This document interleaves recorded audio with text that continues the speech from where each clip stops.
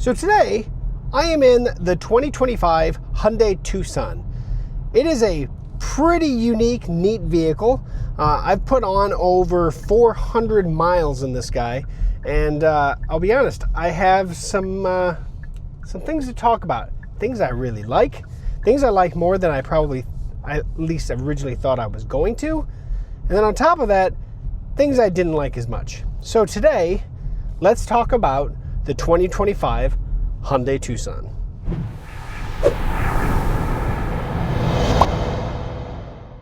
So this is it. This is the 2025 Hyundai. Welcome everybody back to techgooch for another video review on another vehicle. Like I said, this is the 2025 Hyundai Tucson. Now, I have never been in a Tucson. I don't think I have ever been in a Tucson. So this experience that I've had with it for over the last week has been my first. And there's a lot of things that I really like about this vehicle. Actually, I really like the size of it. It's really well sized. It's not too small, not too big, and everything about it kind of fits good. It has a really good turning radius on it. There are some drawbacks to it, and I think some of those drawbacks are that I have at least to it are probably addressed in the hybrid version, but this is not. This is not a hybrid. This is just the standard gas engine. It's a 2.5 liter four-cylinder, and then it also has an 8-speed transmission. It's got pretty good pickup to it. I mean, it's not a dog by any means. However, fuel economy is a little bit lacking on it, and we'll get to that in a little bit. That said, we're going to go ahead and stop the vehicle up here. We're going to do our standard tour on the outside, just kind of show you what it looks like, see if you notice anything different between previous versions, I guess. But just take a peek at that. Then, of course, do the interior walkthrough, front, back, and of course, the cargo area. So let's jump out. Let's do our walk around. Okay, well, let's start on the front here. Obviously, a very attractive front end, to be honest about it. It's a good-looking car. It's very well streamlined. Again, not terribly big, not terribly small. It's kind of right in that mid-range that actually fits really, really good. Pretty dirty, obviously, because we are in a thaw season again here in Iowa.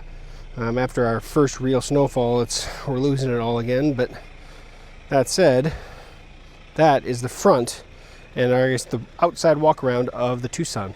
Let's jump inside. All right, let's jump in. Now, first off, standard door controls. There's our controls that we have at the knee, stuff that you kind of have to hit every so often, but there we go. Do have a fuse box down here as well. I do have two settings for two different drivers for the seat for saved settings. It is nice that when you turn the vehicle off and you go to get out, the seat goes back, and then when you get in and shut the door, it'll actually bring the seat back forward to your saved settings, so that's kind of nice. We have these, I think it's a 12.3 inch displays. The driver display is obviously fully digital as well. We can actually use the steering wheel controls here to cycle through. And this is one of those things that I wanted to talk about, specifically that guy. The actual fuel economy that I've been getting is not as good as I anticipated, to be honest. The average is right about where it needs to be. It's more about the fuel economy on the interstate or on the highway. Definitely was not getting 30. I was getting definitely closer to 25 as an average. Now, I actually drove on the way out about 180 miles or so, and I got about 23. And then on the way back, I got about 26 on the interstate. And of course, there's different topography going one way versus the other. I'm going into the wind maybe a little bit, and then with the wind on the way back. But I did want to point that out. That's the one thing that I think on this vehicle that is lacking a little bit is the economy, the fuel economy of it. And that's definitely one of those things that would be fixed if you chose the hybrid variant of the Tucson. So I did want to bring that up. Just wanted to make sure I made that well known. As for steering controls, it's very opposite of what you would experience in most American vehicles. The cruise control features and everything are on the left-hand side versus the right. All the radio controls are on the right-hand side versus the left. So it's just backwards. It took a few days to really get the hang of it. And even after a week, I was still almost going to the standard but knowing that it was going to be opposite, so using that backwards there. Sorry about that. I actually had somebody pop up and ask me questions about the car. So even a vehicle like the Tucson gets questions on that. But that said, nice large display. As you can see here, we do have CarPlay up. We can obviously bring that down and go back to the standard information here for the actual radio itself. Wireless CarPlay, it does not have to have a wire, although you do have the USB port down there with data connection for that USB connection, so you do have that as an option. But other than that, if you're familiar with the Hyundai radios, it's the same information here. Everything is the same as it is in pretty much all the other vehicles. You have multiple pages of stuff. Nice touch panel. It's actually well oriented, so it actually slopes towards you on the right hand side, so it is more oriented towards the driver. I really do like it. It's a solid screen, and I have nothing but great things to say about the system here. They do give you an actual knob here for different things, including volume, so you can actually control volume with a knob. And then we obviously have the climate control features also with knobs as well, and of course you can have the passenger and driver have separate, or you can sync them. So things you can do normally. And then down here we do have two USB-C ports, one here, one here. This one's power only, as you can see by the battery. This one over here is either battery or USB and battery, and all you do is select this to choose between it. So if you don't want to have a USB connection, but you just want to have two power ports, you can do that real quick and easy. Power here to get your 12-volt plug there, so that's nice and hidden. We obviously have a nice cubby hold in here. Oh, look at that, I haven't mint down there yet. And even more underneath the arm here. This guy's a little bit different. You have in the front, if I can get the glare to not be so bad, your diff lock, or not diff lock, more of a transfer lock. Drive modes where we can actually change between the different drive settings, normal, sport, my drive, snow. And then the other automatic start stop. So this one does have the capability of the engine stopping when you're at traffic lights. You can turn that off real quick there. Downhill assist. The cameras, if we actually click on that button, it'll actually bring them up here. Gotcha. So you can see we have a 360-degree camera view here. And then of course the backup camera. We can change what we see here. And then we can do the maneuver around, which is actually, to be honest, really cool. It's actually one of the better ones on the market in my opinion. They do a really good job. Hyundai always has those, so but that's what it looks like there. So yeah, and then we obviously have the parking sensors all the way on the right hand side, so we can have that. The Qi charger also really solid as well. It works every time without question. You pop it down here and you'll see a light bar indicating that it's going to start charging, and it'll kind of show you that it is charging. So pretty cool. And of course, if you're on CarPlay, you can see that on the radio that it is charging as well. So right there. Couple cup holders, they work fine. There is a cup holder, kind of an angled cup holder in each of the doors, but they're lacking of what they can hold, I'll be honest about it. We do have a glove box, and then we do have a nice big dumpy bin here in the center. Looks like I have some stuff I gotta pull out of there from this last trip. And we do have a panoramic sunroof. I'm not gonna open it all the way right now. I'll close everything back up. But it is a nice size sunroof, I'll give it that. It's really nice.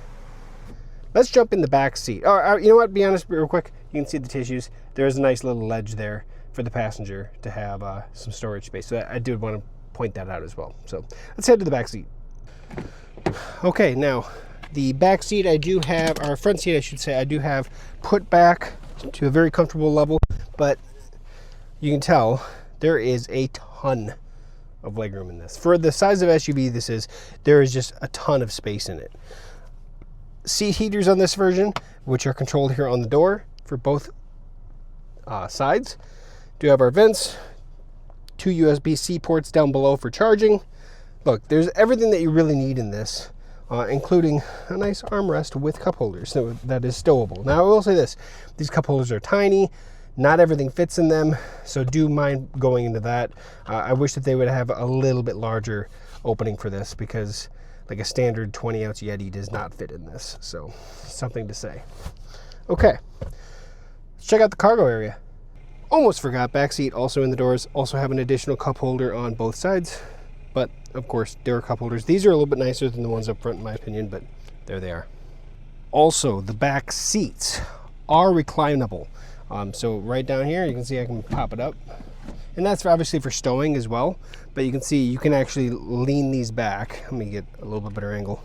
So you can see it's not a tremendous amount, but it is, if you need to relax or take a nap or whatever, you can lean them back a little bit and get a more comfortable angle. All right, let's go wide shot for this because of the cargo area. Plenty of storage space back here. We had this for our trip. We had some luggage and everything because it was an overnighter. Another 12-volt plug there. There's the spare. Obviously, you do have some storage around the spare as well, though.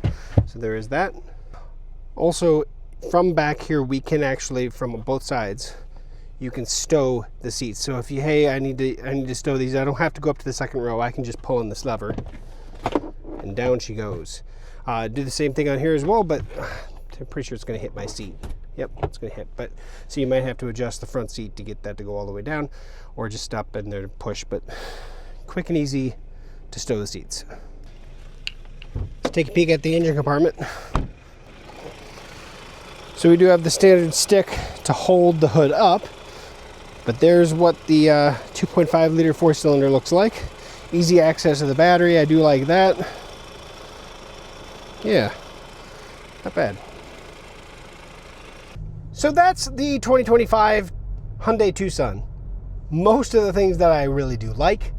Of course, the big thing that I didn't like as much is the fuel economy that I was perceiving. Now, it is colder, right? We're still in February, and for the last week, multiple days were definitely cold, below 15 degrees, some below 10, some in the negative range. But that said, it's rated at 24/30, so 24 in city, 30 highway, and I wasn't getting either of those. Now, also take into account, maybe this vehicle is a little more susceptible to possible ethanol and stuff in the fuel, but I did want to point that out because it is one thing that I definitely noticed. I immediately noticed that I just wasn't getting the fuel economy that I was anticipating getting. But not terribly off, but definitely off. However, I think with temperature and everything taken into consideration, it's not terrible. Again, I'm very picky on those. I'm very picky on the efficiency of a vehicle that I'd be looking at. And in this case, I would definitely lean heavily to look at the hybrid version personally. That said, I do like the Tucson. Actually, I've, again, never been in one before. So this was a first, but it's comfortable. It's well sized. There's a lot to love about it. The driver features, meaning the cruise control features, the adaptive cruise control features, also the lane guidance to try to keep you centered in the lane, not bad. The cruise control, obviously, that works great. No doubt. I mean, everything about it was great when going down the interstate. The lane guidance, I think, was good, not great. It tended to lean to the passenger side line more than anything else, which is great if you're in the right-hand lane, but if you're in the left-hand lane passing somebody and it wants to keep you more hugging that divider line, not as enjoyable. But that's what I found personally is it wasn't a terrible amount, and of course you can easily correct it, but it was something that I did notice because I spent quite a bit of time on the interstate this time going around vehicles and such. So, and especially if you had a semi that kind of crept onto the center line, that's when you really notice it. So, all in all, this specific vehicle, where it sits in the lineup, this guy right here is priced at $41,400, which, you know, isn't bad for what you're getting in this vehicle. It's got a lot of great features. It is comfortable, it's quiet, and it's got a lot of entertainment features that, or I should say technology features that put it right in the midst of the pack. You know, this specific Tucson that I'm in is a limited trim, so you kind of expect it to have all those features. But at $41,400, a sticker price on the vehicle, not a bad option to take a peek at. If you're looking for something for a small family, this is definitely one that I would definitely take a peek at.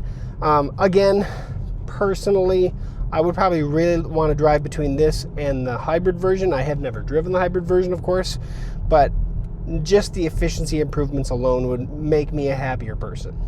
So that is the 2025 Hyundai Tucson. I'm impressed, more than I thought I would be, knowing, I guess, where the Tucson lies for the cost that it costs. So that's it. That's my video on the Hyundai Tucson. I hope you enjoyed it. If you have any questions, comments, post those below, or head over to techgooch.com. You can get a hold of me directly. So thank you for watching to the end of this video. Like, comment, share, subscribe. We'll catch you back here again for hopefully another future vehicle review. We'll see you soon.